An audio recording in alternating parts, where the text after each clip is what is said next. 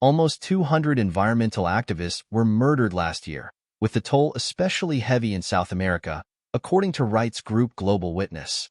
Here are the stories of 3 campaigners who have faced violence and repression trying to stop wildcat gold mining in Ecuador, illegal shrimp farming in Indonesia, and a controversial oil project in Uganda. We have a responsibility. Daniel Fritz Moritz Tankillison has been assaulted, arrested, and prosecuted for his activism to protect a national park, but he is unbowed. Why be afraid? Why back down? Your home should be defended, the 51-year-old told AFP in Jakarta, where he is awaiting a new ruling in legal proceedings against him.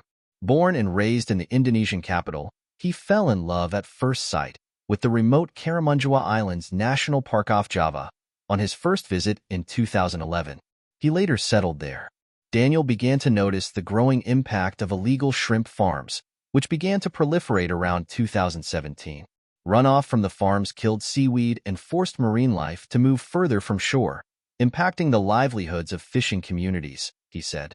In 2022, Daniel helped start the hashtag Save Karimunjawa movement, which pushed for a local zoning law banning the shrimp farms. But his activism made him a target. He was threatened, assaulted, and put in a chokehold, and fellow environmentalists received death threats.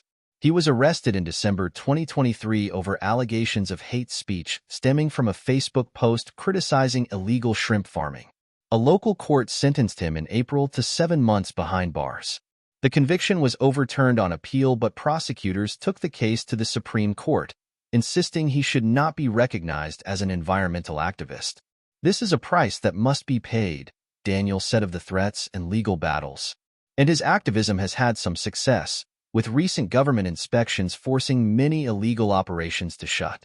We have a responsibility to our children, grandchildren, and future generations, he said.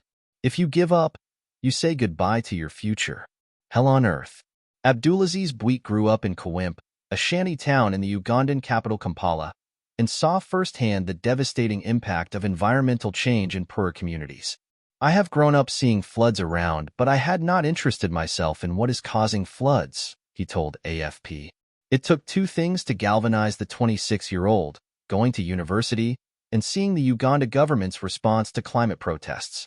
Bouit was among a group of student organizers who marched on Parliament in July with a petition opposing a multi-billion-dollar oil project that campaigners say will badly affect a delicate environment.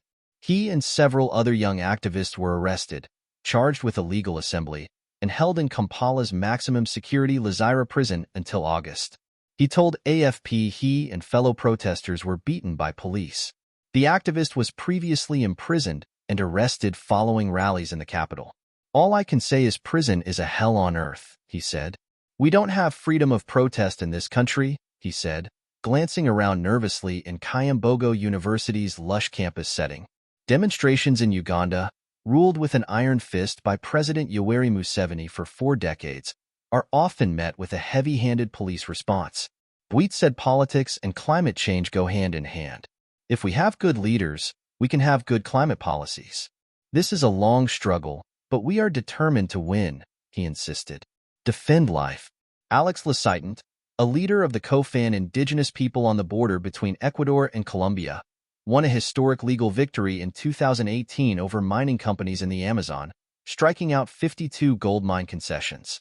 It helped win him the Goldman Environmental Prize, the Nobel of Environmental Defenders, 2 years ago.